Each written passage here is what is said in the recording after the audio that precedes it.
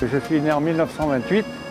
Dans l'année qui a suivi ma naissance, mon père a loué un moulin dans la montagne bourbonnaise, au-dessus de Vichy, à Ferrières-sur-Sichon. Je suis arrivé, j'avais 9 mois, et je suis resté jusqu'à mon régiment, date à laquelle on a abandonné ce moulin. On a laissé ce moulin à un de nos anciens ouvriers. Je n'étais pas destiné à être meunier. Mon père ne voulait pas que je sois meunier. Il trouvait que le métier était difficile. Et surtout, mon père savait depuis 1936 que les moulins allaient disparaître. Il y avait une loi qui avait été pondue en 1936 pour faire disparaître les moulins. On a donné un droit de mouture à chaque moulin. Et quand le moulin perd son droit de mouture, soit en le vendant, parce qu'on peut vendre notre droit de mouture, le moulin disparaissait. C'est-à-dire qu'il n'avait plus le droit de moudre. Et c'est comme ça que les moulins ont disparu. Avec le progrès qui est arrivé à cette époque-là, aux époques 1880-1890, on a remplacé les meules par des machines à cylindres, comme ce que vous avez vu dans le moulin là. À ce moment-là, les moulins ont pu prospérer, s'agrandir, faire beaucoup plus de rendement qu'ils pouvaient faire avec les meules. Et les moulins, le nombre des moulins a commencé à chuter, tant et si bien qu'en 1930, il restait environ 10 000 moulins, c'est-à-dire qu'on avait déjà perdu 90% de nos moulins. On avait dit, pour être compétitif au point de vue mondial, il faudrait que la France ait de 50 à 60 moulins. Tant et si bien que mon père ne voulait pas que je sois meunier, il m'a fait apprendre le métier d'électricien. Il m'a envoyé en école professionnelle et malheureusement, j'ai échoué au concours d'entrée dans cette école. Ça, c'était en 1945. Et mon père a sauté sur l'occasion pour me dire, eh bien écoute, il reste 2 ans de bail à finir au moulin. Moi, je ne peux plus, j'ai trop d'asthme. Je me suis occupé du moulin, bien sûr, et malheureusement, je suis tombé dans la farine. Je pars au régiment. Au régiment, j'étais bien, et je touchais une petite solde tous les mois. Ce qui m'a permis de revenir du régiment, j'ai fait 2 ans au lieu d'1, avec 50 000 francs de l'époque.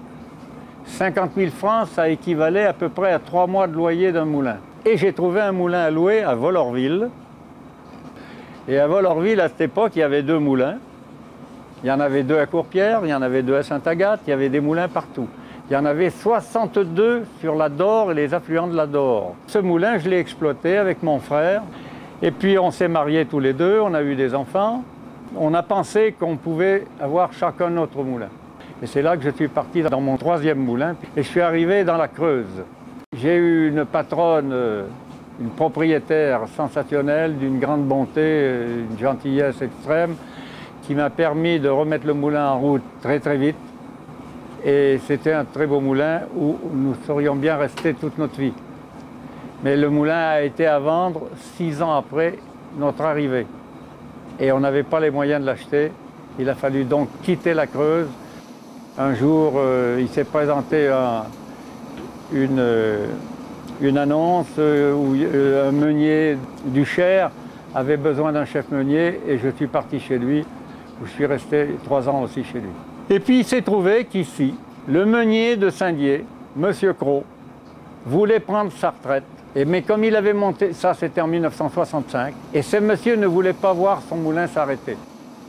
Il a dit, moi si je prends ma retraite, j'ai personne dans ma famille qui peut continuer. J'ai connu 2 Chabrol qui étaient meuniers à Vollorville dans les années 50, savoir ce qu'ils sont devenus.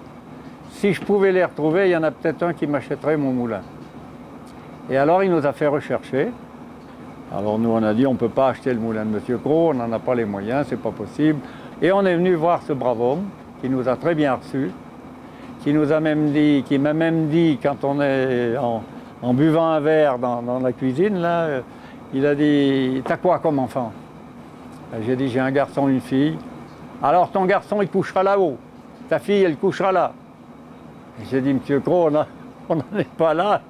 J'ai dit, on va déjà visiter votre moulin. Alors quand on a eu visité le moulin, effectivement, moi, ce petit moulin m'a beaucoup plu. J'ai dit, mais ça m'irait bien, ce petit moulin, mais monsieur Cros, je ne peux pas vous l'acheter. Mais il m'a dit, de l'argent, il y en a. Il y a le crédit agricole. Tu as tes parents, tes beaux-parents, des oncles, des tantes, des cousins, des amis. Cherche des sous. Et quand on aura trouvé, tu reviendras me voir. On est allé voir d'abord un notaire. Le notaire nous a dit on va regarder au Crédit Agricole, peut-être qu'ils vous prêteront de l'argent. Et alors on a fait ce qu'avait dit M. Cros, on est allé voir les parents, les beaux-parents, la famille et tout ça. Et on a trouvé 20% de plus, ce qui faisait 60%. Je suis revenu au mois de novembre.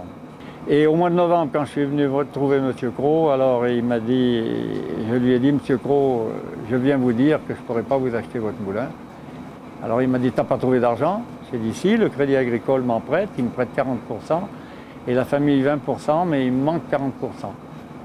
Et je ne peux pas trouver plus, je ne peux pas aller plus loin. À ce moment-là, M. Cros a regardé sa femme, ils ne se sont rien dit, il s'est retourné vers moi, et il m'a dit, ce qui te manque, on te le prête. Et j'ai dit, remboursable quand, M. Cros? Quand tu auras payé tout le monde. Eh bien, j'ai dit, c'est pas possible ça, mais je viens vous dire que je ne peux pas acheter votre moulin et vous me le mettez dans les bras. Et c'est comme ça que j'ai donc acheté le moulin.